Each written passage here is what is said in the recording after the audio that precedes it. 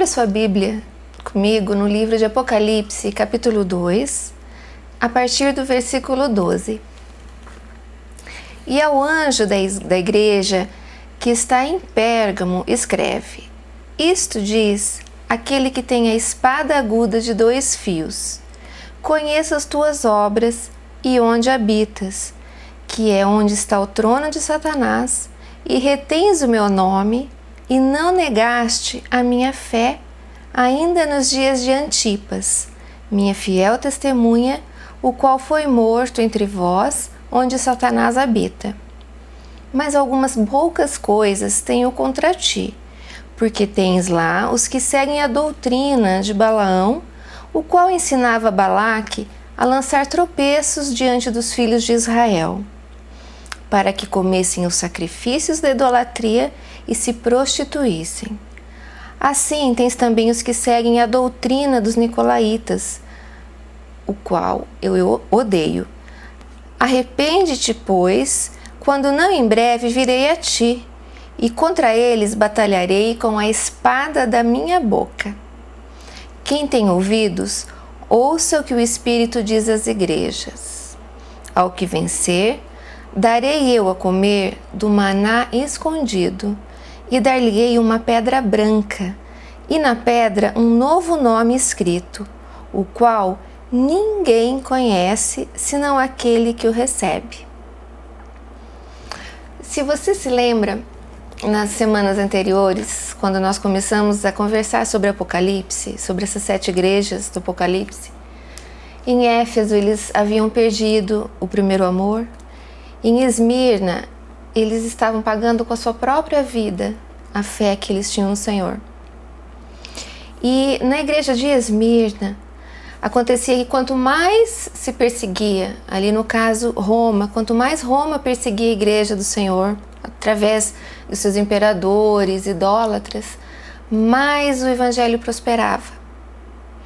E havia uma frase feita por um estudioso que retrata bem essa época, que ele dizia assim, que o sangue dos cristãos era a sementeira do evangelho.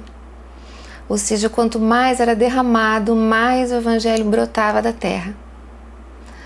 Aí nós vemos agora a igreja em Pérgamo, que é onde começa uma nova etapa da igreja, se nós virmos as igrejas como fases desde o começo dos tempos. Até Esmirna havia essa perseguição porque o evangelho ia totalmente contra os imperadores, aquilo que eles criam, que era aquele paganismo, a idolatria. E aí nós vemos agora o imperador Constantino como imperador, adotando o cristianismo como a religião oficial do império. Ou seja, abriram-se as portas para o evangelho.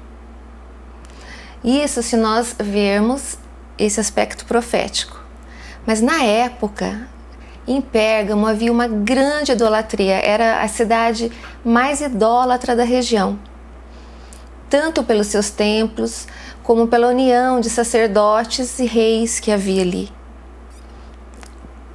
Isso aí era disseminado pela cultura, que havia universidades grandes em Pérgamo na época, que disseminavam essa cultura toda, essa idolatria toda para os seus estudantes.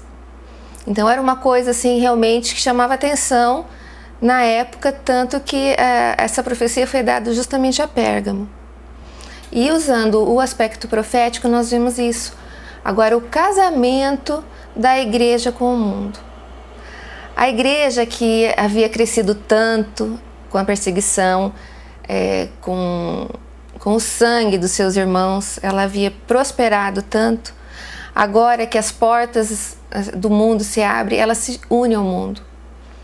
Não é a igreja que vai abraçar o mundo, ali nós vemos o contrário. O mundo acaba abraçando a igreja. E nós vemos ali que a igreja perde muito, porque a idolatria entra ali no meio. Então aqui logo no começo ele fala: conheço as tuas obras, onde habitas e onde está o trono de Satanás. Retens o meu nome e não negaste a minha fé. E ainda nos dias de Antipas, ele fala: minha fiel testemunha. Se nós formos pesquisar a origem do nome Antipas, significa aquele que é contra tudo. Então a fiel testemunha ali representada era aquilo que era contra tudo que estava acontecendo ali na época. Contra este casamento. Pérgamo, se você se lembra, quando nós demos todos os significados, eis o casamento. Então, Antipas, ele simboliza ele batia de frente com esse casamento. Ele não concordava, porque era o mundo entrando no meio da igreja. E ali, agora em seguida, ele começa a dizer da doutrina de Balaão. O que aconteceu com Balaão? Balaão, lá no livro de Números, você pode conferir no capítulo 24, 25, ali está bem descrito. Balaão, ele recebeu uma oferta do rei de Moabe para que corrompesse os filhos de Israel.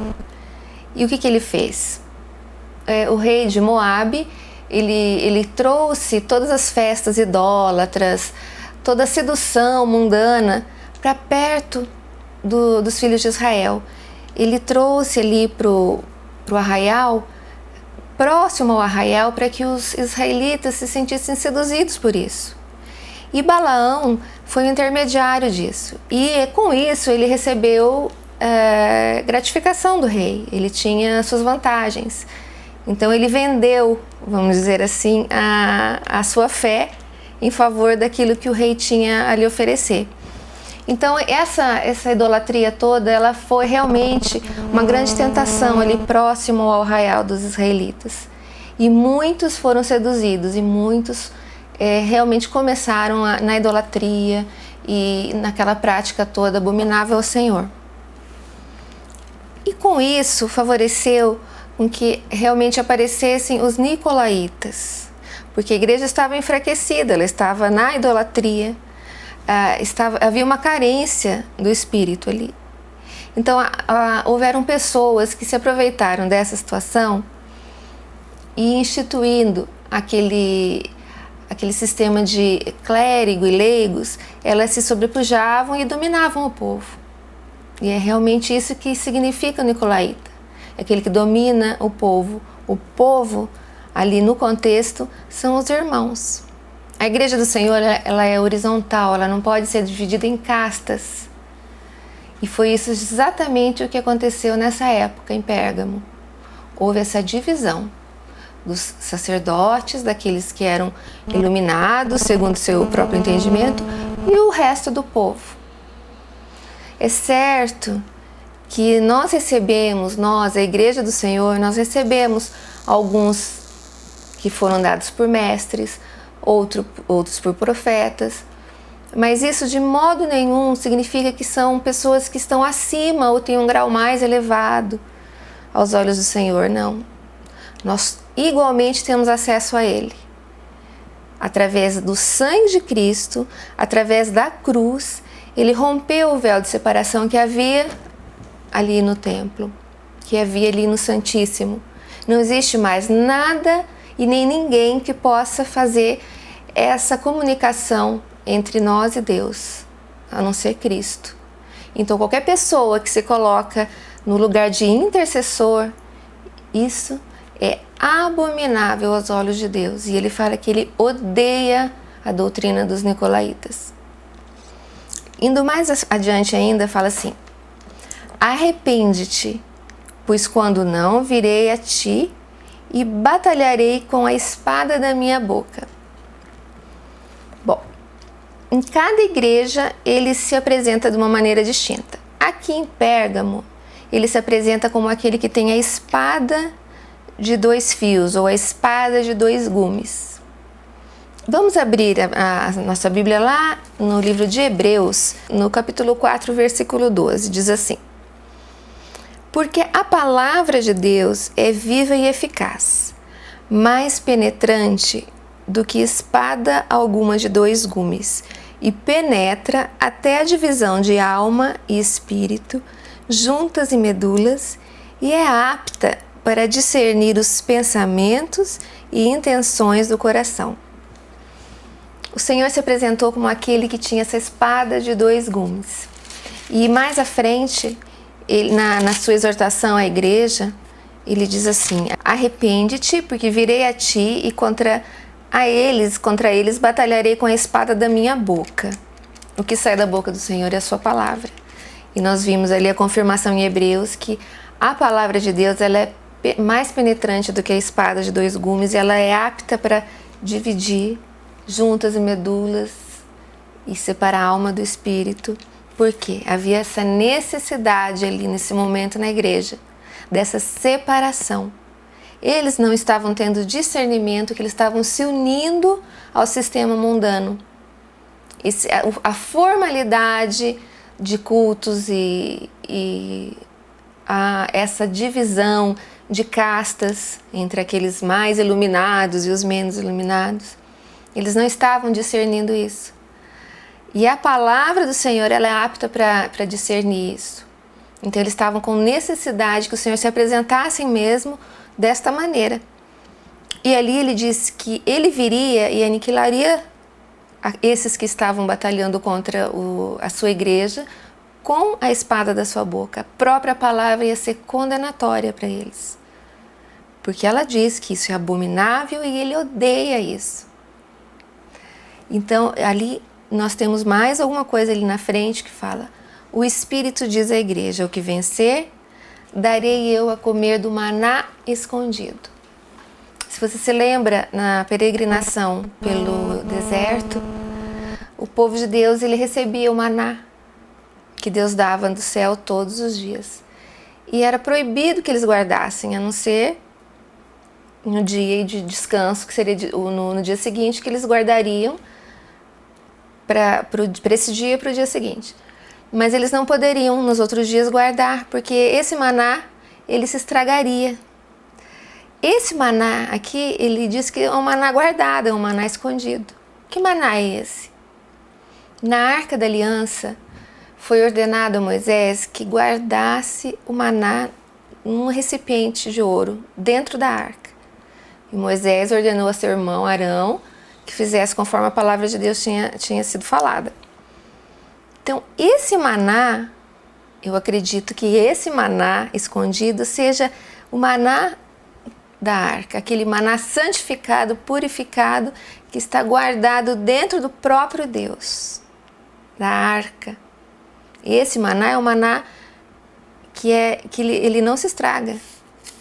Esse maná, ele vem da boca do próprio Deus. E dar-lhe-ei uma pedra branca. Essa pedra branca, na sua tradução, ela é a mesma palavra usada para brilhante, cintilante. E os sacerdotes, lá no Velho Testamento, eles tinham duas pedras que eles usavam para saber a vontade de Deus, que chamavam o Turim e Umim. Essas duas palavras, elas significam luzes e perfeição, Urim e Tumim. E era uma maneira, então, deles se comunicarem e saberem a vontade de Deus. Então, aqui está dizendo que ele vai dar essa pedra branca e nesta pedra vai estar escrito o nome do seu escolhido, que só ele mesmo é que vai saber.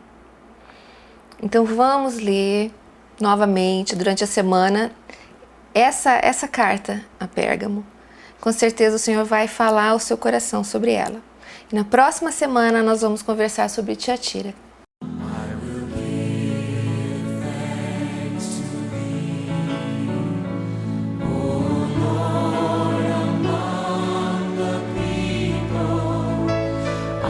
Sing praises